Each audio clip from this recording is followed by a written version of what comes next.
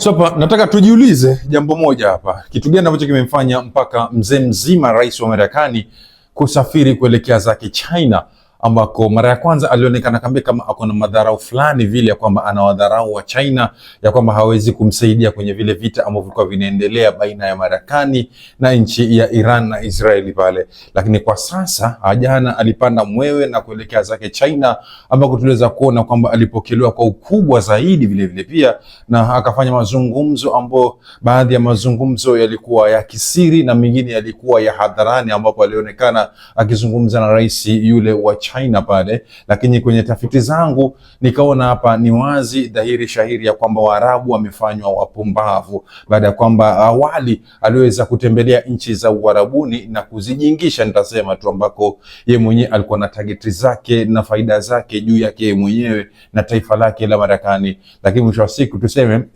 targeti zake zili bounce baada ya kwamba ameweza kuanzisha vita na Iran. Lakini sasa tatizo, alipoanzisha vita na Iran, yale matakwa ambayo alikuwa anataka yeye aweze kufaidika ama aweze kuyapata kwenye vile vita yalikoseka, yani hakuyapata alivyokuwa yataka. Mwisho wa siku sikabidi ni yeye ndio analaumika dunia nzima, na ni yeye ndio ambaye anaumia, kwa sababu vita alivianza yeye, na mwisho wa siku alishindwa kuketi kwenye meza na kusuluhisha vita hivi, kwa sababu vile vitu ambavyo alikuwa anavitaka kwa nchi ya Iran, hata baada ya kwamba ameweza kuua baadhi ya viongozi wakuu wa Iran, lakini vitu vya kimsingi ambavyo alikuwa akivitaka, akiviongelelea kila siku, akitangazia wanahabari kila siku, hakupata hata kimoja. Na vile vitu ambavyo watu kutoka Iran wanavyovitaka kupitia mzozo mzima hii ili waweze kuachisha vita, Trump naye pia hakuweza kuwapea. So ikaonekana hapa ni wazi kabisa kwamba vita hivi ni ngumu kuisha. Lakini tukumbuke tu kwamba diplomasia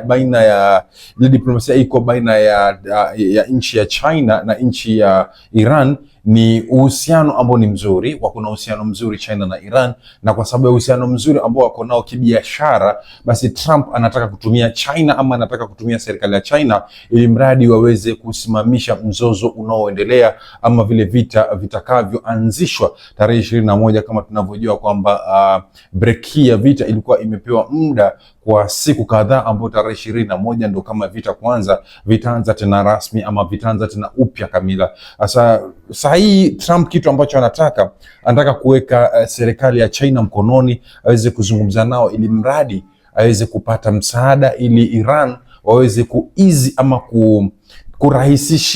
kurahisisha baadhi ya misimamo yao ambao walikuwa konayo dhidi ya Marekani. Yani Iran iweze kupunguza misimamo yao ama kurahisisha misimamo yao ambao walikuwa wameiweka dhidi ya Marekani. Na moja ya misimamo ambao Iran walikuwa wameiweka ambao inaonekana ni misimamo migumu na ni misimamo ambao imefanya dunia nzima iweze kuongelea swala hili, ni pale ambapo Iran waliweza kufunga ule mlango wa Bahari Nyekundu ambao ilikuwa tunaita Strait of Hormuz, ambao mafuta yalikuwa hayana nafasi ya kupita pale. So biashara za mafuta zilikuwa ni ngumu sana kupita, na ikizingatiwa kwamba ilifika wakati Donald Trump, rais wa Marekani huyu, ikabidi akasema atatumia nguvu ili zile zana za kupitisha mafuta pale ziweze kupita. Akasema kwamba zile meli zote ambazo zitakuwa zinabeba mafuta kupitia ule mlango wa Strait of Hormuz pale zitapitishwa na escort, na escort hii itakuwa ya wanajeshi ambao watakuwa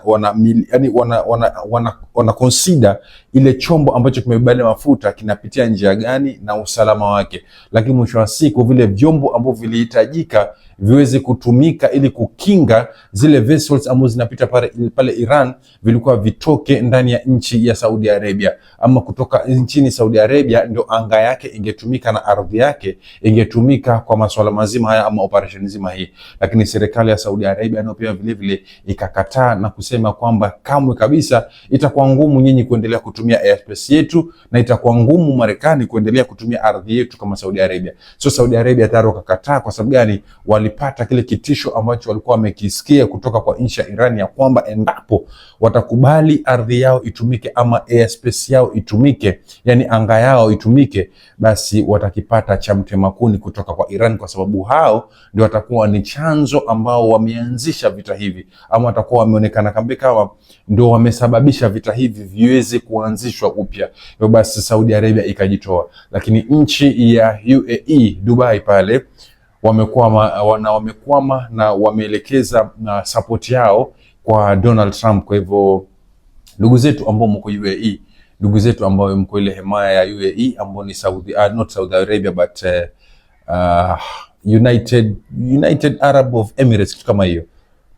mna kazi ngumu ya kufanya, kwa sababu serikali ya UAE kwa sasa imesema itaendelea kushirikiana na Donald Trump ili mradi waweze kukomesha Iran. Na kama mnavyojua, Iran ikichapwa basi huwa karibu inachapa yule ambaye yuko karibu, ambaye ako na ushirikiano mkubwa sana na yule adui wake, na adui yake ni Mwamerika, na Mwamerika inasemekana yuko pamoja na UAE. So kumaanisha kwamba endapo vita hivi vitaanza, basi nchi ya Uarabuni ambayo itaumia zaidi kwa karibu ni nchi ya UAE, Dubai. So tujipangeni na tuwe tayari kwa hilo, kwa sababu imekataa, ama yule kiongozi wenu pale amekataa. So kuna tuma hapa ambao nimeweza kufanya tafiti kuulizia ni kitu gani ambacho kimemfanya Donald Trump aweze kuelekea China, na hivi ndivyo wanavyosema.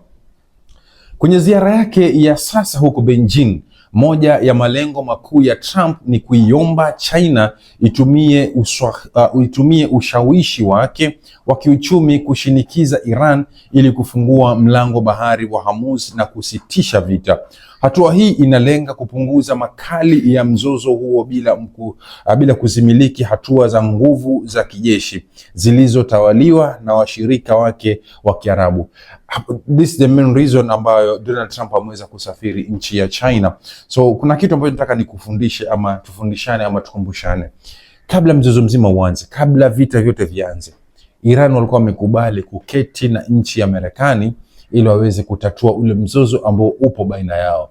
Na Iran hao walikuwa wamesema kwamba sisi hatuna makosa yoyote, na kama wewe kama Donald Trump kama rais wa Marekani unahisi ya kwamba kuna makosa ambayo tunafanya ambayo tunastahili kuadhibiwa na wewe, basi njoo kwenye meza, tuketi, tuzungumze, tuangalie ni wapi ambao tumeenda makosa, tuone kama tuna uwezo wa kurekebisha.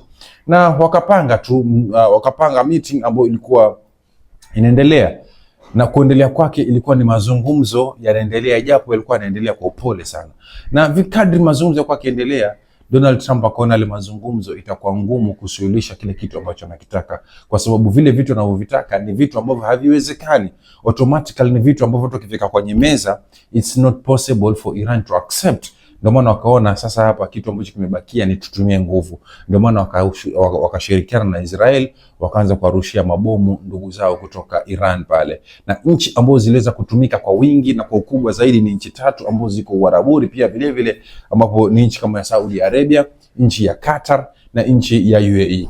Na kadri ikilinganishwa kwamba tayari hizi nchi tatu za Uarabuni walikuwa washapewa maonyo, walikuwa washapewa warning tayari, wakaambiwa wasimruhusu Mwamerika kutumia ardhi zao wala kutumia kambi zao za kijeshi nchini mule. Lakini kwa sababu walihisi ya kwamba watapata msaada mkubwa sana kutoka nchi ya Marekani, walimwachilia Mwamerika aweze kutekeleza operation yake kupitia ardhi zao. Na kitu ndio kitu ambacho wengi mpaka leo ndani ya himaya la Waarabu wanachukia na wanajutia kwa nini walimruhusu Mwamerika kufanya operation zake ndani ya Iran kupitia ardhi zao na kupitia anga zao, kwa sababu Muiran baada yake aligeuka na kulipua vibaya sana nchi hizi na kulenga sana ile miundo misingi yao ambayo ndio kama biashara zao walizotegemea na kuzisambaratisha zote, ili mradi hao pia waweze kuteseka na waweze kuumia na waweze kujuta kitendo ambacho wamekifanya. Na kwa sasa ni dhahiri shahiri na ni wazi ya kwamba Mwarabu amejiona mpumbavu, amejiona mjinga, amejiona alikuwa na msimamo wa kishetani, kwa sababu alikuwa anapiganishwa na ndugu yake karibu, jirani yake, pasi yeye mwenyewe kujua, akidhani ya kwamba atapata faida, lakini mwisho wa siku ni hasara tupu alizoumbukia.